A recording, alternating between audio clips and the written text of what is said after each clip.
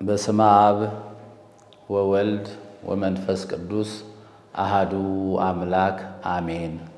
በክርስቶስ ክርስቲያን በወልድ ውሉድ ተብላችሁ የምትጠሩ የጌታችን የአምላካችን የመድኃኒታችን የኢየሱስ ክርስቶስ ቤተሰቦች የእመቤታችን የቅድስተ ቅዱሳን የቃል ኪዳን ልጆች የቅዱስ ሚካኤል ወዳጆች እንደምን ከረማችሁ? ከዚህ ቀጥዬ የሙታንሳ ማር ቅዱስ ሚካኤል እንዴት እንደተመሰረተ አቀርባለሁ። ከዛ በፊት ስለ ሙታንሳ ማር ቅዱስ ሚካኤል ደግሞ ትንሽ ግጥም ልበላችሁ።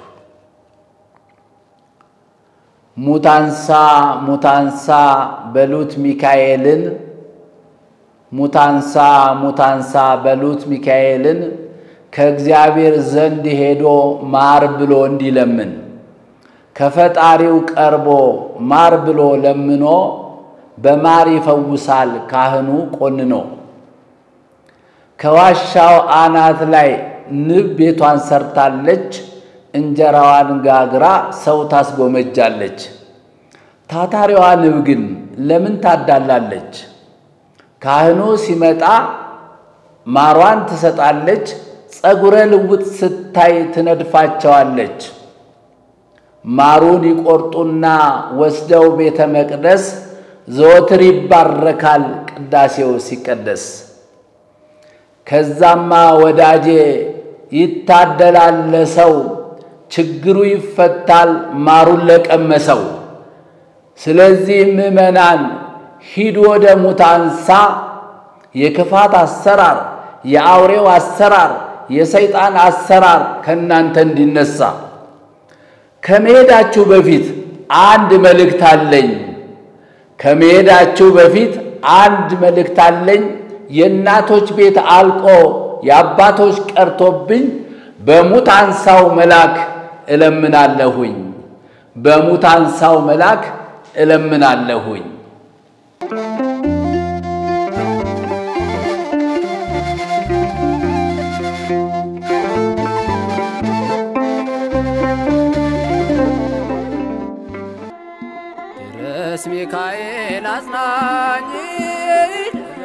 ሚካኤል አጽናኝ ተስፋ እንዳትቆርጥልኝ የቤት አገልጋይ ባለሟል ነኝ። ፍታቶታን አሳኒከ ወእገሪከ እስመ ዘትከይዳ ምድር ቅድስቲት እንዳለ አምላካችን ቅዱስ ሙሴን እቺ ቅድስት ቦታ ናትና ጫማና ወልቀታ ቃና እንዳለው ወደ ደብረ ሲና ሲቃና አሁን ደግሞ ሰው ወደ ጸበል ሊሄድ ሲል ሊጠመቅ ሲል እዚህ መጀመሪያ ተለቃልቆ ነው ሊጠመቅ የሚችለው ማለት ነው።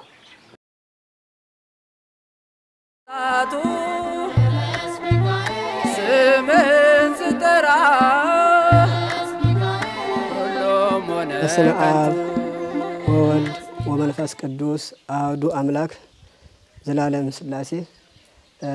ስሜ አባ ብርሃነ ማርያም መሐባው እባላለሁ። የሥራ ኃላፊነቴ የሙታንሳ ማር ቅዱስ ሚካኤል አንድነት ገዳም ማበምኔት ነኝ።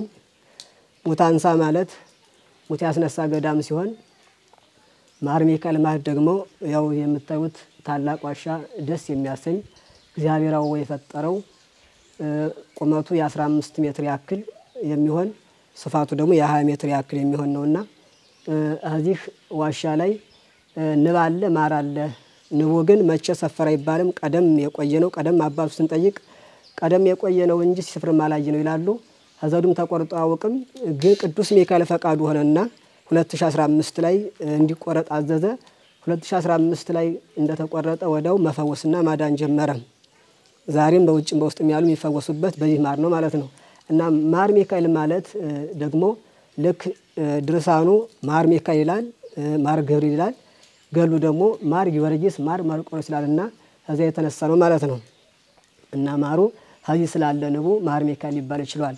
ሙታንሳ ማለት ያው ቅድም እንዳልኋችሁ ሙት ያስነሳ ነው ይያለው። ሀዚ ለገዳሙ አቅራቢያ አንዲት እናት በበሽታ ተይዛ እዚህ ቅርብ ከተማ ሙሲት ለሕክምና ሄደች።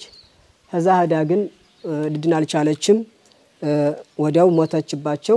ስትሞትባቸው አስረው ገንሰው ቀጥታ ሲመለሱ እግዚአብሔር አምላክ የሚሰራው አይታወቅምና አልዓዛርን ከሞት ያስነሳ አምላክ እስመ አልቦ ነገር ዘሳኑ ለእግዚአብሔር የሚሳነው የለም ብለው አምጥተው ጸበል ቢያስጠምቋት ወዲያው ሞት ተነሳች። እንግዲህ ሙት አንሳ የተባለበት ለዚህ ነው። እንግዲህ ቅድም ዋሻውን ጠቅሼላችኋለሁ። ይሄ ዋሻ እንደምታዩት ደስ የሚያሰኝ ነው። ከዚህ ዋሻ ላይ ቅዱሳን በስውር ያመሰግናሉ፣ ይዘምራሉ ማለት ነው።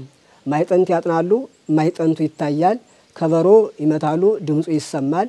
መብራት ያበራሉ፣ ሲበራ ይታያል። እነሱ አይታዩም፣ በስውር ነው። እና ልክ ለአምላካችን ፈጣሪያችን እግዚአብሔር በዚህ ጊዜም ደግሞ የሚሰራው ስራ ድንቅ ነውና ወደዚህ ውስጥም እንግዲህ ምስጢር አለው የተባለ ይነገራልና ይህ የሚንጠበጠበው ታዩታላችሁ። በጋ ከክረምት አይደርቅም። ይህን የሚንጠበጠበው ምእመናን እየተረጩ ወይም እየጠጡ ይፈወሳሉ። ልክ ለቅዱስ ናኩቶ ለአብ አምላካችን ፈጣሪያችን ቃል ኪዳን እንደሰጠው ይህም ደግሞ የቅዱሳን ሃይማኖት ተብሎ ይታሰባል። ቅዱስ ናኩቶ ለአብ የአምላክን መሰቀልና መገረፍ እያሰበ 40 ቀን በጣም የሚያለቅስ ነበረ። እግዚአብሔር አምላክ ግን ለቅዱስ ናኩቶ ለአብ ምንድን ነው ያለው? ልክ ከቤተ መቅደስ ጸበል አፈለቀ ወጣና እንግዲህ ይሄ የንባ መታሰቢያ ወይም መታወቂያ ይሁን እስከ ምጽአት ጊዜ ሲፈውስ ይኖራል ብሎ ቃል ገባለት አምላካችን ለቅዱስ ናኩቶ ለአብ። ልክ ከቤተ መቅደሱ አሁን ጸበል ይገኛል ማለት ነው። የንባው መታወቂያ ወይም ደግሞ መታሰቢያ ነው። አሁን እዚህ ደግሞ የሚንጠበጠበው የቅዱሳን ሃይማኖት ተብሎ ይታሰባል። ለምን? ለምጻም እያነጻ ጎባጣ እያቃና እጉር እያበራ ስለሆነ የሚንጠበጠው በጋ ከክረምት አይደርቅም። ለዛ ነው የዚህ ታሪኩ ባጭሩ እስከዚህ ነው። ወደሽ መጀመሪያ ይህ ጸበሉ ውሃ የነበረ 2003 ዓመተ ምህረት ነው የተባረከው። እዛም በፊት ውሃ የነበረ ውሃ እያለም ይፈውስ ነበረ። የሆነ በራእይ የተናገረ ቅዱስ ሚካኤል ፈውስ ያደርግ ነበር። በዚህ በቋሌሳ ወረዳ በአንድ ዘመን ከባድ ወረርሽኝ ገባና ከዛ ላይ ለአንዲት እናት ቅዱስ ሚካኤል በራእይ ልክ ዛጅር ሆነ ይባል የሀገሩ ይህ ሸለቆ ደግሞ ዛጅር ማይ ነው ይባል ነበረ። ሙት አንሳ የተባለ አሁን ነው። መጀመሪያ ዛጅር ማይ ነው ይባል እና ዛጅር ማይ ልጅና አዛ ውሃ አስቀድተሽ አምጥተሽ በቃ በተጠጭ ወይም ደው ውስጥ መቂት ድኛለሽ አላት። ያቺ እናት እዛን ዛጀር ከይለም ነበር ቁልጥ ነው ነበር። በዛን ሰዓት ቁልጥ ያሲዛ ቁልጭ ማለት ቅል ነው። ያና ሲዛ ልካ እዚያ አስቀድታ ወስዳ ተፈውሳለች። እዛም በፊት ሳይት ጸበል ሳይሆን ማለት ነው። እዛ ፊትም ደግሞ እንደዚህ አንድ ሰው አጋዝን እያደነ ያለ እዚህ ውስጥ ሲገባ አንድ ካህንና አንድ ዲያቆን ማይጠንት እያሳጠነ ዲያቆኑ ካህኑ እያጠነ አይቷል። እዛም በኋላ ያነሰው ምን አለ? እዚያ አካባቢ እንዳትጸዳዱ፣ ይሄ ቅዱሳን ቦታ ነው፣ ይሄ ታሪክ ያለው ቦታ ነውና ተጠንቀቁ ብሎ አስታውቆኝ ማስተምረው ሄደ ይባላል። ያው ቀደም ነው። ያው እንግዲህ ያጠራ ነው ገና ስሙንም ለማግኘት የጠየቀ ነው ማለት ነው። ብቻ ታሪኩን አባቶች ስንሰማ ነው እንደሆነና እንደዚህ አንዲት እናት እዚህ መንኩሳለች። አሁን እሷ ግን ወለተ ስላሴ ትበላለች። ከዚህ ላይ ስትቀዳዋ ማይጠንት ሲታጠን ሽቅብ ሲጤስ አይታለች። እዛም በኋላ ግን እሷም እዚህ አካባቢ ውሃ እንዳትቀዳ ራሷ ለሰው አስተማረች አለች። አሁን ለዚህ ነው እዛ እንዲያ እንዳለ ልክ 2013 ላይ የተባረከ ብያቸዋለሁ። እኔ የነበሩ ከታችኛው ገዳም ደዋንሳ ቅዱስ ጊዮርጊስ የነበርሁት እዛ የነበርሁና የሀገሩ ካህን ነበር መጀመሪያ እዚህ ሲያስጠምቁ ወይም ደግሞ ሲያጸብሉ የነበረ ከህብረተሰቡ ምእመናን ሁሉ እነሱ ደግሞ ሲቆጣጠሩ የነበረ እዛ ያለው ግን እኔ እዚህ አባታችን መተው እዚህ ያለው ህዝብ አስተምረው ወይም ደግሞ ባርከው ጸል ያደረጉም እነሱ ናቸው። አርፈዋል። አሁን አባ አቡነ ሀፍተ ጊዮርጊስ ይባላሉ። እነሱ ናቸው የባረኩት። በራይም ከታች እነሱ አሉበት ገዳም በራይም ተነግሮ ነው። በላይ አቡነ አፍሳዴም ተነግሮ ነው። አቡነ አፍሳዴ ተራራ እዚህ አለ ቅዱሳን ያሉበት ማለት ነው። 440 ቅዱሳን የተሰወሩበት አለ።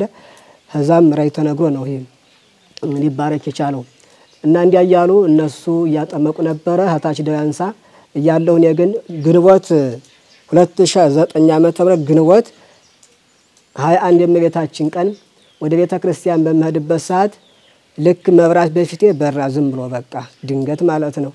ያን መብራት ስከተለው ግን ቀጥታ እዚህ ነው ያመጣኝ። ከዚህ ሲያመጣኝ ተሰወረ። ያን መብራት እንደ ተሰወረ እዛም በኋላ እኔም የእግዚአብሔር ፈቃድ እንደሆነ አውቄ ከዚህ ሲያጠምቁ የነበሩትን ካህን አመጣጤን ስነግራቸው እነሱም ደግሞ የመጣውበትን ሲነጋገር እነሱም ደስ ብሏቸው አዛም በኋላ ለሀገሩ ነግረው ራሳቸውም ደግሞ ተረድተው እንግዲህ እዚህ ያለውን ጸበልተኛ እንድትቆጣጠሩልን ይህን ጸሎን ደግሞ ልክ በቃ እንድታዩልን ብለው ነገሩኝ። እኔም እሺ ብዬ ዛም በኋላ 2009 ላይ ይህን ጸበል እኔ መረከብ ጀምሬያለሁ። ሳድር የነበረው በወዲያ አንድ ዋሻ አለ። ከዛ ዋሻ ነበረ ሳስተምር አርፍጄ የምውልበት ሳስተምር አምሽቼ የማርበት ከወዲያ አንድ ዋሻ አለ።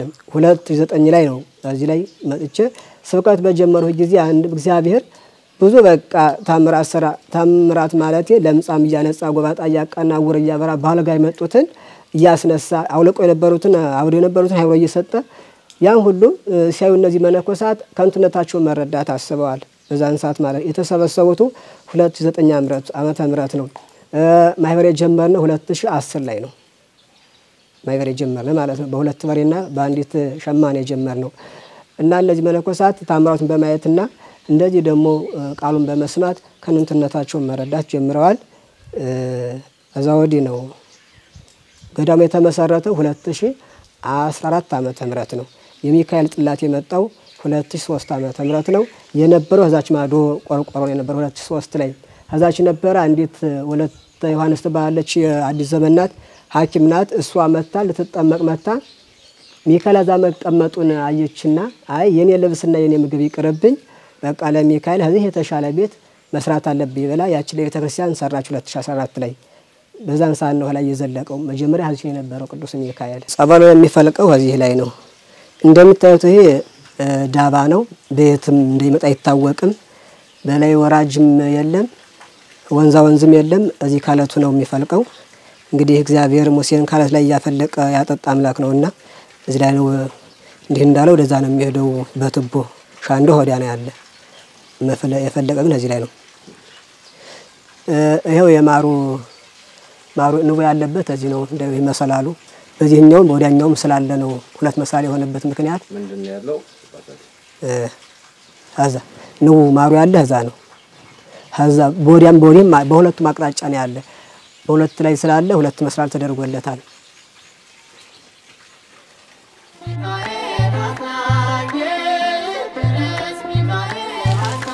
ሞት ያስነሳው ጸበል እንደምታዩት ይህ ነው። እንግዲህ እግዚአብሔር ድንቅ ስራ እንደሚሰራ የኦርቶዶክስ ሃይማኖት ተከታይ ናችሁ ታውቃላችሁ። በዚህ ነው ሞት ያስነሳ እግዚአብሔር። እናንተም ደግሞ እንግዲህ ከዚህ ጸበል አግኝታችሁ እንድድኑም ለበረከትም እንዲሆናችሁ እናስብላችኋለን። ያቺ ያው ቅዱስ ሚካኤል የነበረበት እያለው ከዛ 2003 ዶርም ናት የስልቤት የነበረች የስልቤት ነበር የመጀመሪያ ማለት ያው ጽላቱ ሳይመጣ እየገባ ነው ውዳሴ ማርያም በቃ ዳዊት ምን እንደገበት ነበረ። ኋላ ግን ቅዱስ ሚካኤል 2013 እንደመጣ አዛች ነው የቆየው። አዛች ማንም አይገባ ያለ ዲያቆን ያለ ካህን ማንም አይገባም። የቤት አገልጋይ ባለሟል ነኝ